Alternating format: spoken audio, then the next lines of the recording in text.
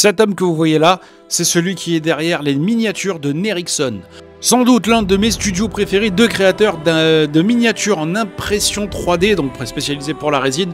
Sans doute les modèles que j'imprime le plus sur toutes les machines. Vous voyez, c'est donc pour moi mon sculpteur préféré, hein, ça c'est sûr et certain, et l'un des meilleurs sculpteurs que j'ai pu trouver. En tout cas, l'un des meilleurs organismes de sculpture que j'ai pu trouver. Là, vous voyez quelques modèles que j'ai imprimés avec. Je vous laisse avec d'autres exemples. Après, on va se retrouver en visite dans le vieux Lyon en compagnie de notre ami.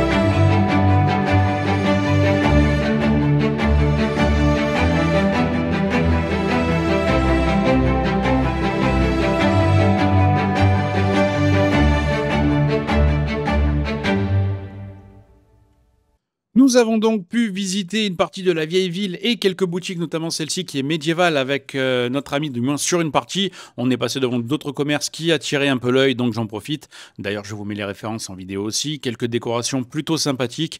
J'ai pu aussi voir qu'il y avait des gens qui étaient aussi barrés que moi, hein. Je vous laisse lire ce texte, je ne vais pas vous le transcrire, ça pourrait me faire démonétiser. Ensuite, on est allé manger avec notre ami, puis on a discuté longuement. Alors, il ne voulait pas que je filme à ce moment-là, donc j'ai juste mis ce moment là tout de suite. Et le tout, ensuite, on est allé se mettre un petit peu dans un coin et on a pu commencer notre interview. En version originale, en compagnie d'Enzyme qui parle anglais et sous-titré par mes soins. Peux-tu te présenter?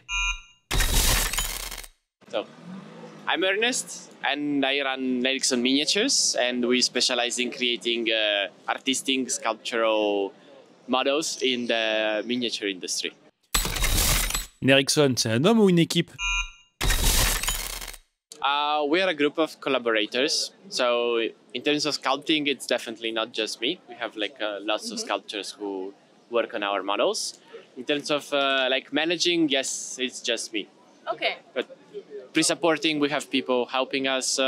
Sculpting, we have people helping us, and now we're building a website. So there's also another guy. Shout out to Danilo. He's hard working on bringing our website online. And yeah, so we have people who come in and wait in on specific areas. Okay. But you are the main sculptor.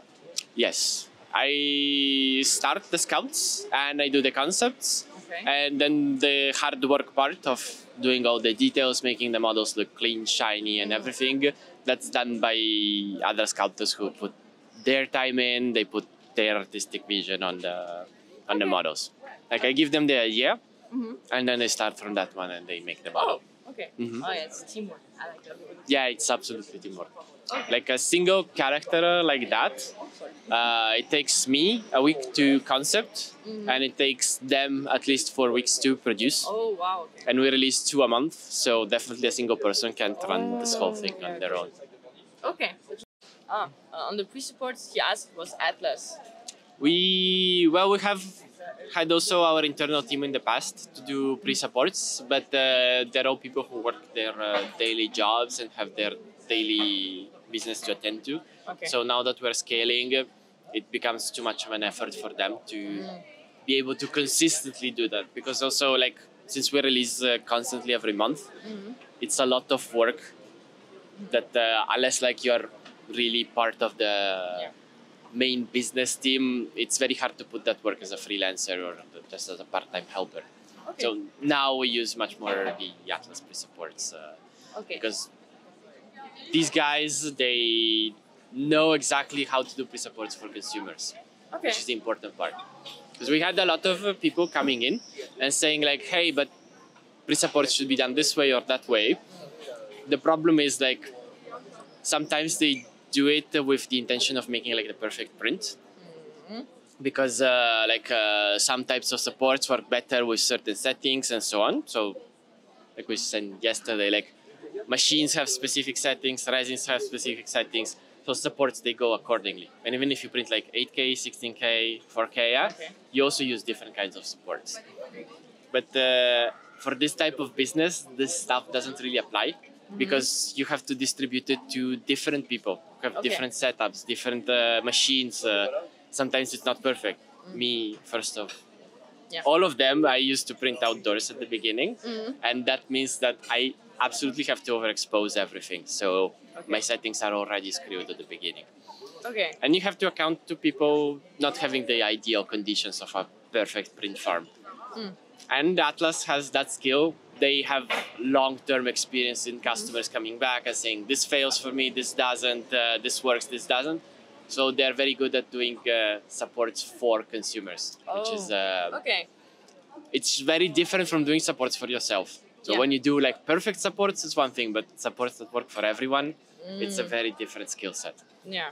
And with them, especially the latest one they're doing, I never had one people complain about really? It fails. Some people complain they want more perfect, but that again works only in certain conditions. Okay. So now it's not them anymore? But our team is still helping me out, but the main part is done by Atlas. Okay, but people are not complaining.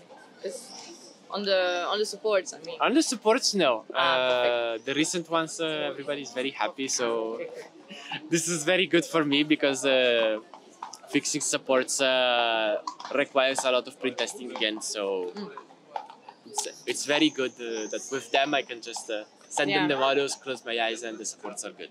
That's good. Qu'est-ce qui t'a fait devenir sculpteur 3D? He asked me what brought you to 3D modeling, actually, like sculpting. About what you did before, what brought you to there. It's a very long answer question because I've been dark sculpting. It's always a dark story. Okay. I've been sculpting for almost 15 years now, so it's way back. But I got into sculpting like very early in even I had a different career before, but I was always sculpting in the background because I liked it. And the thing that got me in there, it was actually that I had a very bad year in school, and I didn't want to study at all. And I really hated math, and I really hated art at that time. Oh. Yeah. And I almost had to repeat the year because of math and because of art. Oh. And in Italy, you have this thing that you are still given a chance to pass the year, but you have to study the whole summer and give an exam. So in the whole school, there were always people who fail math, so they have to retake math. But in the whole school, only 2 people failed art because it was impossible to fail. Even the teacher at that time, she wanted to not spend her summer in school. Yeah. So she was trying her best to make everyone. But when she came to me, she said, like, dude, with you, it's impossible. I cannot promote you. But I really want to. I would even cheat to promote you, but with you, it's absolutely not doable because the minimum for promotion is 6, and I was barely 2. Wow. So it was out of scale, out of 10. Okay. So I really didn't want to do it. So that forced me to take the exam at the end of summer. And that year in art, we had technical drawing for the main exam. So it was studying history of art, but also with technical drawing. So I spent the whole summer drawing stuff. And I said, I like it. So I started drawing and drawing and drawing. And at the beginning, I wanted to get into concept art. But already at that time, concept art was becoming a very harsh and competitive industry. So if you really wanted to make it and to make it into like the top studios, you have to work 16 hours a day for 7 days a week. Okay. Because you're competing with the whole world, and the people who really want to get there, they're really eager to put that kind of time in there. Okay. And I really wanted to, but I didn't have the real talent for drawing. And I also don't really have a real talent for sculpture, but I really wanted to get in there. Yeah. So I was putting the time, but I also needed a job, and finding a job in 3D modeling was easier than finding a job drawing. Okay. Because 3D modeling, you can offer it as a service, even if you're not high level. Okay. But for drawing, you have to be high level and then you start working. Okay. So it's not something that can happen fast. 3D modeling can offer different services for like smaller things, and you can still start making your way. So I said like, I'm gonna become a concept artist later, and I'll have to do some 3D before. Because the path is very similar, but then I started to work, I kept working, and I started a career in 3D modeling. And then later on, I always liked the characters. So I really wanted to become a character artist. So by day I was working in advertising, commercials, stuff like this. And by night I was studying to become a character artist. And then I finally got a job as a character artist, and then that actually started my professional career. Oh, ouais. Ça fait combien d'années que Nerikson existe? Well, this year we celebrated it late because we had problems with production, but since this March we're 3 years into the business. Okay. He was like, only? Yeah. Actually, I didn't even want to start this release business because I never wanted like the pressure of having to release models every month. But at the very, very, very beginning, I had this guy who said like, dude, you have to do it, you have to do it, you have to open. And I was like, I'm gonna open a little Patreon. And then when I opened it, he signed like immediately. So, and the first month I had 2 subscribers. That's it. I had like the 2 fans that I had from the store, and that's it.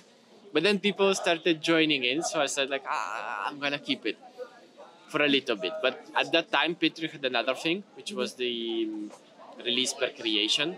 So you were not really forced into a monthly release. You can work on your stuff. When you release it, people have to pay to get it. But at some point, like when I opened that thing, a month later, the guy from my mini factory comes and he said, you should open Tribes. You should open here. Like, I really don't want to. But she was very convincing, so I tried to open it and see how it went. And it was difficult because at that time there were no external sculptors, there was no external pre-support services, I had no budget, so I had to do everything within a month, and I was working a full-time job. So I was always very stressful that I would not make it to the end of the month with 2 models. But more or less I managed. So when I survived the first months, then things started to go by itself. Exactly. Okay. And there's a funny story about this guy. When I started the Patreon like for try, because nobody knew, and I opened it without telling anyone, he signed up immediately, and he signed up immediately to a subscription tier that doesn't exist anymore. It's, I think, like $1. Because I was trying out things, and he was so fast that I like, what does this button do? And the button was to publish the tier. And he's like, instantly. Oh, wow. And for like 3 or 4, for the whole 3 years, he managed to keep that tier going. Oh, really? All the time, yes. And he wrote to me like the last month, he was so sad because we had to close Patreon because of their changes. He was like, dude, no, I have this historical tier that I'm the only person in. Oh, wow. Tier. And he really wanted to keep it. Oh, Yeah. that's cute. So he was already on my mini factory as well because he was subscribed to the regular one too, but he kept that one for legacy purposes. Yeah, I can understand. Okay. D'où vient l'inspiration des créations de Nerikson? Well, tough question because the answer is personal. Like all models comes from personal inspiration, but mainly there are 2 or 3 inspiration sources. Like one is for the stuff that I like, so like games that I play, artists that I like, styles that I like, or the kind of stories that I like. So I try to take those and I try to make something of mine that kind of echoes what these artists or these teams or these IPs did. Okay. Because it's something that I grew up on. So like one of my first models, they are very much like World of Warcraft styles because I like that game. So they are kind of inspired by that, that fantasy. And the more I went, the more I'm more sure about what kind of things I can do with this kind of medium. So I can explore more personal things. Oh, okay. So the more recent models, they are all more from my personal life, my personal experiences, or my personal emotions. And I think also the most successful ones that I had, that not really are the commercially successful, but are more successful for me in terms of sculpture and what it tells, are those models that were done in a bad moment or in a dark moment, because it was a moment that really pushed some creative emotions. And for me, sculpting or drawing has always been about taking these emotions and channeling them into art. So it was a little bit like meditation or therapy at the beginning when I was doing it like for myself and not for it. So that part stayed even into the business. So when I have like bad moments, I usually take aside everything and I start like new concepts, and those are my more sculptural models. I see. Like the writers. Eh? Like the writers. They always put something emotional into it. Yeah, actually people all come to me and say like, don't you run out of ideas? Because I release like 2-3 models plus variations, blah, blah, blah. At some point you have to run out of ideas. And for me, like I have a long list of just ideas or fun stuff that I can do. But then on top of this, I also have like my personal life that I... Obviously. And when something like that happens, I stop everything and I put that emotional part into the art, and then that part gets priority. So the whole list keeps just growing with to-dos. I see. Quels sont les prochains projets? I have many right now because for the same reason, like I want to keep making like more complex models. Complex not in terms like of many parts or like to print, but complex in terms of like execution of an idea. Because in sculpting you have like ideas that are more easy to do, like maybe like a standing warrior is easier to do than like the Pietà of Michelangelo, right? Because the amount of effort that you have to put in those is very disproportional. And I want to have models that take much more time that I have right now, because I have a fixed schedule. So whether I want it or not, I have to release. So I need to have enough models produced, so some models can take more time to create. So right now, I created a lot of models that are faster to execute. It doesn't mean they're lower quality. It means that they have a more standard theme to approach. So maybe it's like more fantasy, more warriors.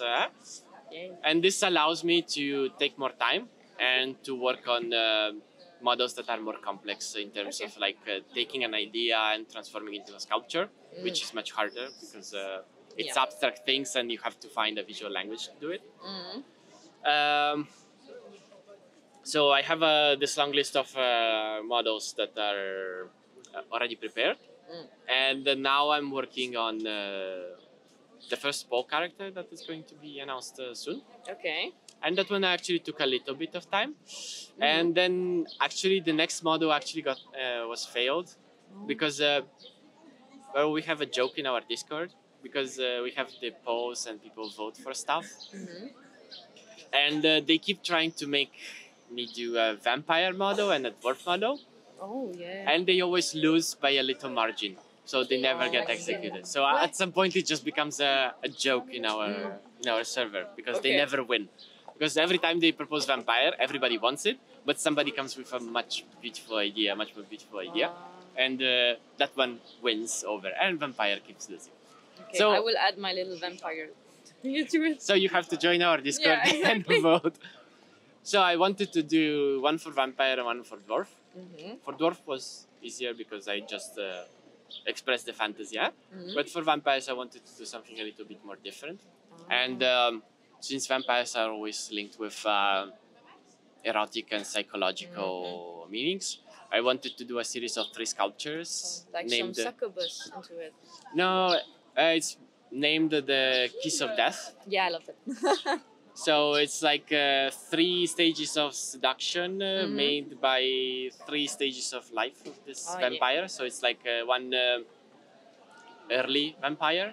So it's like young, still fresh, and it's still like burning with passion. So the first one is desire. So it's like 2 lovers trying to kiss each other, but one of them, of course, will kill the other.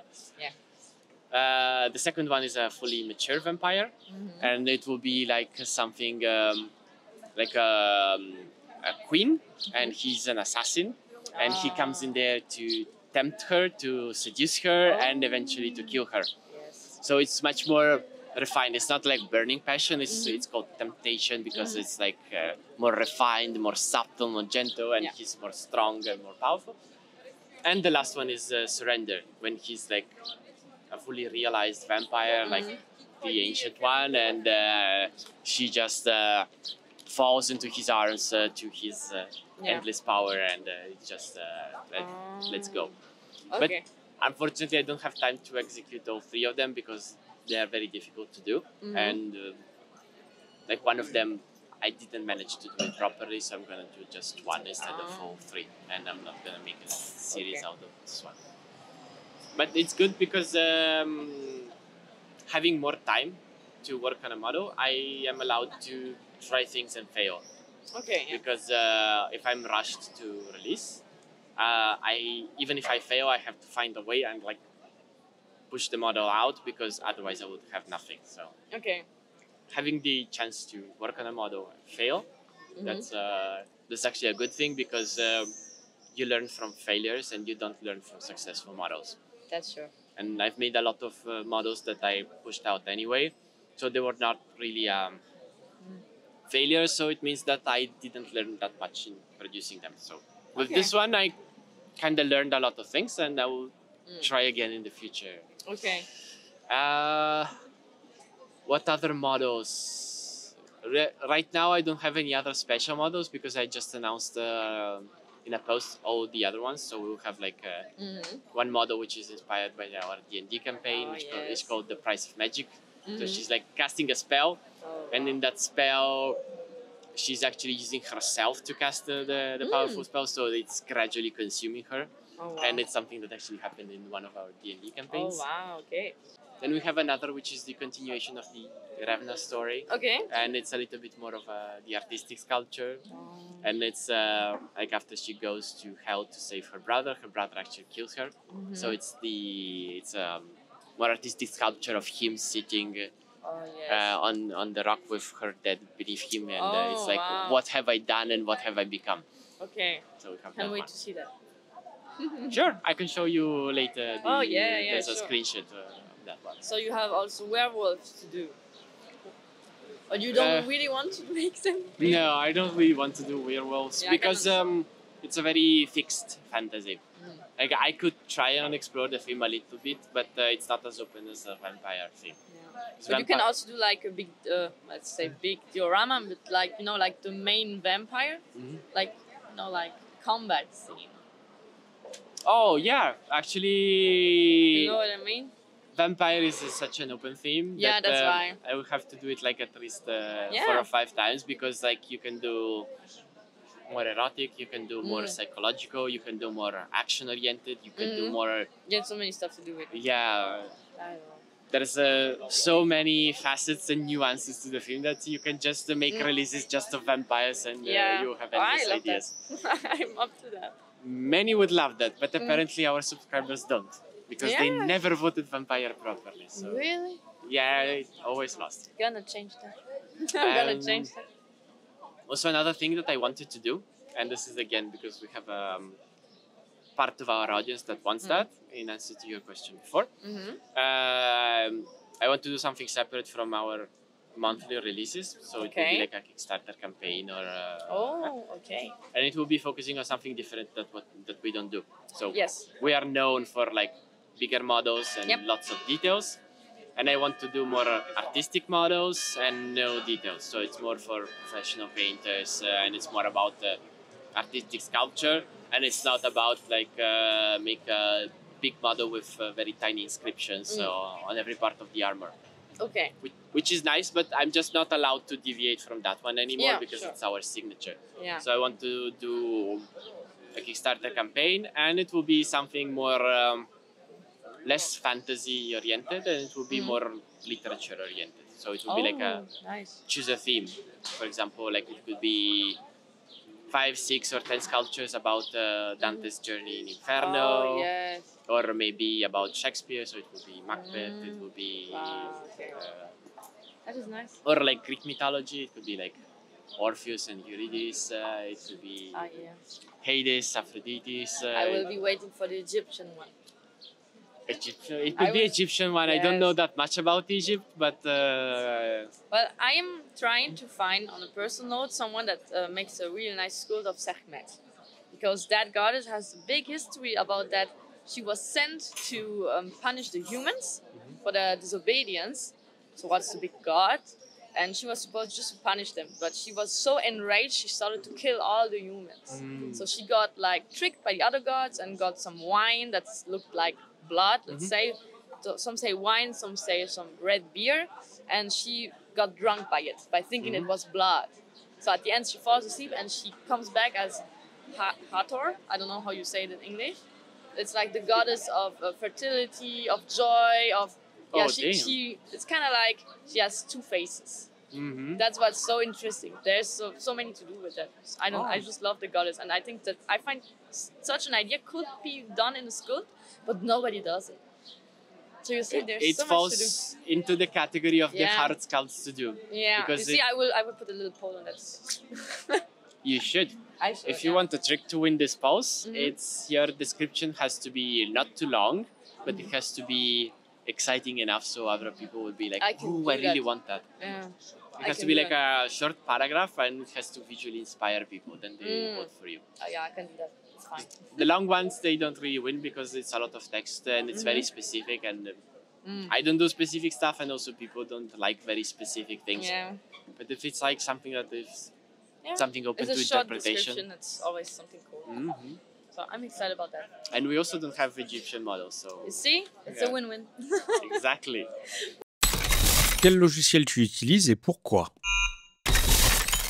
Oh, well... software is not really... Well, we're kind of locked in because there's only a few software that can do what we do. But software is not really a big deal when it comes to more complex sculptures. Because most of the, especially the top artists, they use like very basic features. They don't do like complex, advanced technical things. Okay. Because they know so well the sculpture part that they don't really need any specific tools to do that. So most of them, they sculpt in ZBrush like we do. Okay. But the basic tools, you can just port them into Blender or any other software if you want, because at the end they know what they want. So in art, it's much more important to know what you're sculpting than how to sculpt it. Okay. How to sculpt it, it's a matter of like sitting for a few weeks and learning the tools of the software. But to answer the question, we use ZBrush mostly because it's the only software that can handle Okay. that many polygons, that many details. Okay. Like an average model would be around like 1,000,000 polygons, Okay. like an average miniature or something. Mm-hmm.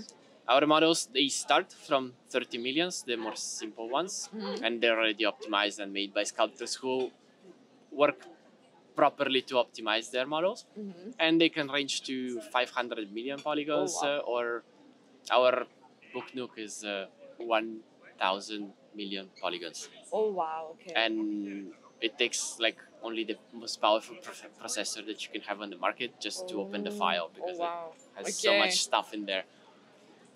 So ZBrush is the only software that can do that, so we're locked into that one. Okay. And then since we have different artists working on the models, they are free to use whatever they want, as long as they deliver in ZBrush, so it's not an issue. But most of them, they still use ZBrush. Some may use Blender, but going out of the software and going back in is not really very efficient, especially for what we do, so it's mostly ZBrush. Sometimes it's Marvelous Designer, because some models have more focus on clothes, and some of the artists might use it if it's faster for them to make it that way. There's an artist that I really like, and he has a tutorial on making clothes, and he says like, ZBrush has simulation tools, Marvelous has simulation tools, there might be other software that has them. Okay. But if you don't know how cloth works, those tools are not going to help you, because they don't deliver the final product.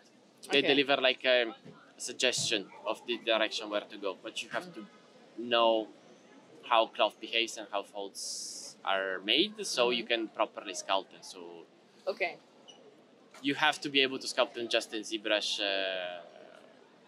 and then the other softwares are a helper. So if some freelancers want to use that software, they use it. If they don't, it doesn't matter. Okay. Whatever. We do our renders in Blender and the turntables in Marmoset. But again, these are more practical solutions, because for rendering it takes a lot of time and a lot of processing. Okay. So I chose the software that use the GPU more. Okay. So Blender is free and it has a lot of scripting abilities. So now for rendering I have scenes, scripts, and automations, so that I can just place the model in the scene, do a few tweaks, and then I can have a render. Okay. And Marmoset more or less the same thing, but it's because it has it uses the GPU much more than all the other softwares that I tried. Like I tried Keyshot, I tried Blender as well for rendering turntables, but Marmoset just uses the full GPU, and it's super fast in rendering the turntables. So That so I is use nice. that one. Yeah, especially because our turntables are like 30-40 seconds long, or sometimes a minute, and rendering a minute of frames at 30 or 60 frames per second in 4K. It means like 2-3 days of rendering in Blender, and in Marmoset it's 30 minutes. So there's a very big advantage in that. I think that's it for the main softwares, because So if everything else is someone online. wants to, let's say, begin with sculpting, should he start directly with ZBrush or with something else? So my suggestion would be like to take a double route. Okay. Like, you have to learn ZBrush. Like right now, it's the best software to do it. You could do it in Blender, but Blender is more limited and it allows you to do more simple stuff. So it depends on like what's your end goal.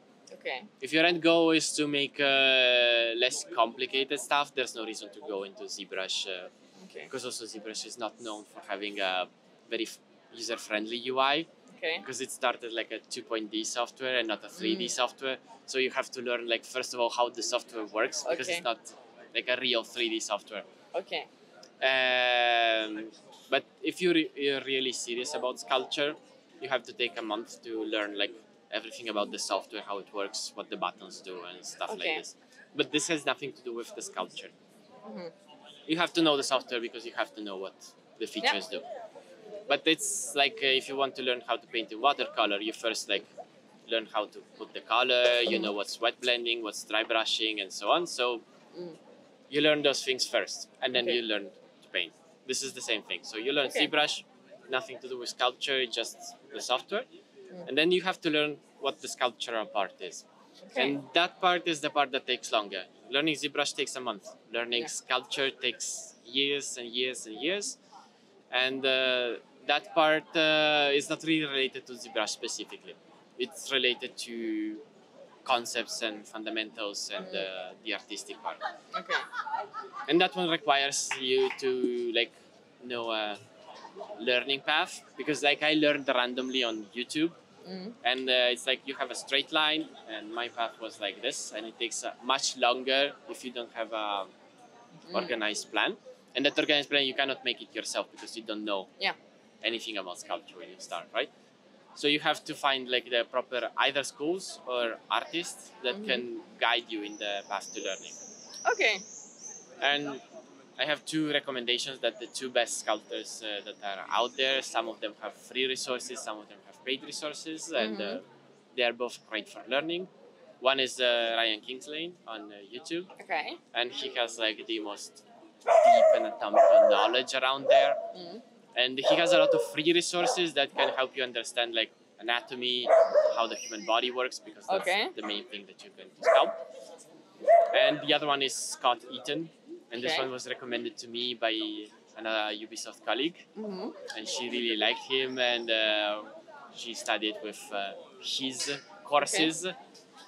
And his anatomy and knowledge of the human structure is at medical level. It's not a sculpture. It's that is like nice. But he's an artist. Okay. And the nice thing about him is that he explains things in a very methodological way. Because artists, when they explain things, they're very messy, like me when I'm explaining this stuff. Okay. But he's very precise, and he explains concepts specific to what you need to learn in an order that it's good for learning. So these are like the two big ones. And the rest, like you have to take a fundamentals course for sculpting, like what is shapes, what is composition, how sculpture works, and stuff like this. So it's totally unrelated to ZBrush. Yeah. If you have traditional sculpting knowledge, it helps you a lot. I don't have it, and I struggled a lot because of it. Okay. Because digital simplifies a lot of things.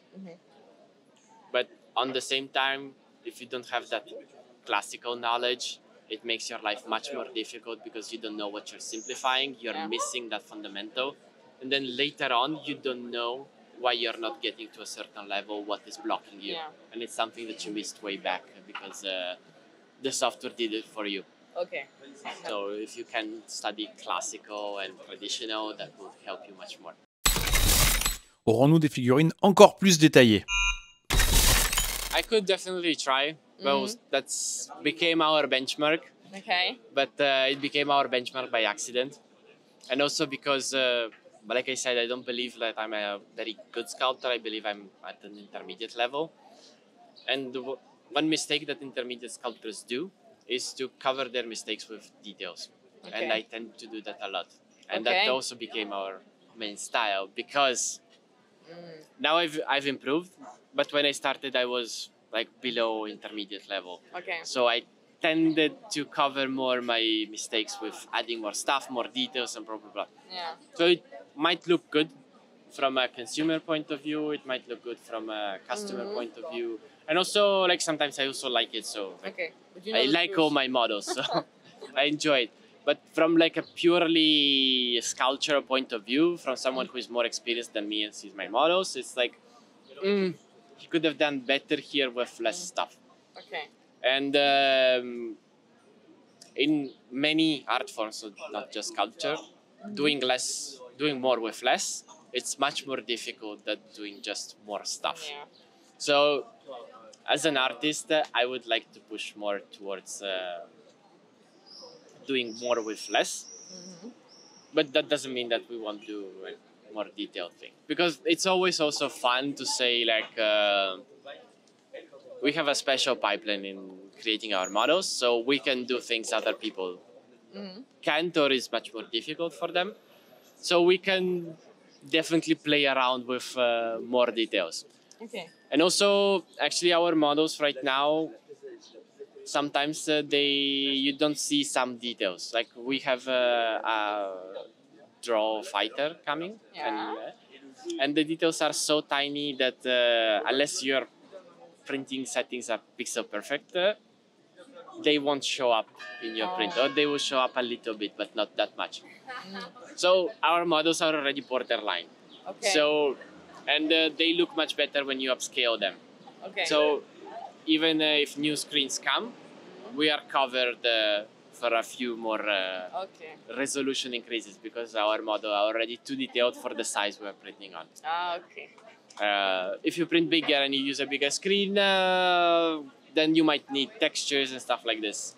But our size is intermediate size, so it's not like collectible display statues, and it's not tabletop miniatures. So I think they do in collectibles is like they start using textures, because the models are so big that you cannot just freestyle by hand the textures and everything. So then you have to put them in the sculpt. And it's something that I actually ask my sculptors to remove from our models, because we don't do that. If there will be a screen which can print all of our details with no problems, then I will start asking them to put the textures back. But for now, my reviews are to put less details from my reviewing process, and we can get even more. Okay. But for now, the printers, for what they can print, they're not close to printing all of our details and all of our stuff properly. Okay. I still want to see much more printing our eyelashes, because we have eyelashes, but they're so tiny at 140 that unless your print is super perfect, you don't see them. I need to see. Yeah. You can try it. Also, they're so tiny that even if you print perfectly, your eye cannot see them. So that's also a reason why I don't believe there will be much more resolution increases in printers. Because at some point you just stop seeing the detail. So maybe in some cases your printer can print it, but then you see where are the eyelashes. Your eye cannot see the stuff. And you can see it only if you have a proper photographic equipment. You have a 3-pair, 5-pair zoom, and then you can see, oh, there's eyelashes in there. But there's no point in that. Yeah. So for now, we are good for a long time. That's also a thing that I was researching at the beginning. Since I was printing most of my models, I was like, I knew that there would be better printers in the future. So I started to overdo some things for what we had at that time. And that I thought it would cover us for a year. But I overdid it so much that basically for the next printers we're still covered in terms of how much details we have. Quelque chose à rajouter? No, not really. Like. Do you want to say something to the viewers that are already following you? Oh, in general, I kind of never expected to be where I am today, because as an artist, the more you produce, the more you suffer from imposter syndrome, and you never believe that what you do is good enough or what you do is valuable at all. And to think that somebody else would be excited to see some of my creations or some of my ideas, it's something that I never thought would be just conceivable. I always did things for myself and not for everybody else, because I didn't think anybody would come for what I would do. And all of this is possible because there are so many people who like what I do and who like the work our sculptors put in, the work our supporters do. And so it's a big thank you for everyone who stays subscribed to us and who encourages us to do more, and also to do more with newer printers and stuff like this. Because it is really the thing that makes everything possible. Even just leaving a comment, sometimes people write to me, hey, I just really love your stuff. And this is something that really helps you keep going, because there are always moments where you are like, do I really want to keep doing this stuff forever and ever? Yeah. Because the format is very unforgiving. You have to, you cannot miss a release. You cannot miss a deadline. And to make a release happen, you have 5 or 6 deadlines per each model. It has to pass the concept, it has to pass the sculpting, it has to pass the print testing, it has to pass the pre-support. You have to prepare the files. So there's a lot to make one model happen. And we release 2 or 3 a month. And it's every month. It's a lot of work that has to be done every month. It's like a wheel that has to keep repeating. So sometimes it happens that you say like, why am I doing it? Is it really worth it? Shouldn't I be doing something more relaxing or more healthy? And then I receive these messages from people who say, hey, I don't even have a printer. I just pay you money because I like what you do. And when you read these messages, you're saying like, wow, this thing is really inspiring me, and I keep going for these people who leave support for us. So it's a thank you to all of them because they're the ones who made it possible. Yeah. Quel est le modèle dont tu es le plus fier? It relates to the previous answer, like the imposter syndrome. Every time I release something and I keep going, I look back at the previous models that I made, and they're all not worthy. Because every model is a step forward. Like every artist has phases, and like I have a phase where I try to do more details, a phase where I try to do more focus on composition, more focus on the story, more focus on the sculpture, and every time it's like a little step forward. Otherwise, I'm just wasting time. So every time I make a step forward, I look back and I say, I could have done better this, I could have done better that. So there's not really a model that I'm proud of, because after a while I see all the flaws or the things that could have gone. So it's more like emotional attachments to models, because especially those that are personally related to me have been done in certain periods of my life, and they're related to certain events or certain emotions or certain feelings. So it's more of that kind of connection, because every time I evaluate them as a sculpture, they're all failures for me. So, but there's one that you prefer. You should need to choose one that you are really in love with. No, there's none. There's none? Okay. From a sculpting point of view, no. From a feeling point of view, I have 3 or 4 that I really like. But it's mostly because it's related to something. It's related to like a bad moment of my life that got channeled into better sculpture. So that would be like Medusa and Perseus, the face of evil, which is the succubus with the mask. The bard. There was at the beginning I made a bard which was singing, and it was like a very difficult moment, so I wanted just a moment of peace and quiet. And in my mind she plays a very specific song that inspired me, so that part is in the model. But the model itself, I don't like it because nowadays I could do it much better. So like at that time I released it with 10 plants, and each plant is a separate piece. So nowadays I wouldn't make people suffer that much, but unfortunately that model has those problems. So I have a few, but none of them that I would say like I really like it. Because if I got to a point where I have a model, I really like it, and that's the model, I don't produce anymore. Because that would be the peak of my career. So I hope I can still keep going with more models. Si on imprimait un modèle en taille réelle, tu voudrais que ce soit lequel? I would wait. Wait? Yeah, I want to wait for the perfect model. Because like this I would want it to be like a sculptural model, but the ones that I made so far, I don't think they're on par with a real sculptural level. So I don't want them to be produced as statues because they're not good enough. The fantasy models are in some cases a little bit better because they are less. When I do fantasy stuff, it's more about expressing the fantasy but not challenging myself in a very difficult composition or a very difficult pose. But I wouldn't choose those because they don't have that challenge. And so if they're like in a normal standing pose, yes, there are street sculptures like that, but if it's just one model, I wouldn't choose it for that reason. So so not now. No, I wouldn't choose any of my models because they're not good enough. Okay. I don't agree. He said once you got your perfect model, we print it. Life size, yeah. Yes. And we also do the electric process to make it metallic, so it could be a full bronze sculpture. You can do that. You can choose for me now, if you want. You mean like...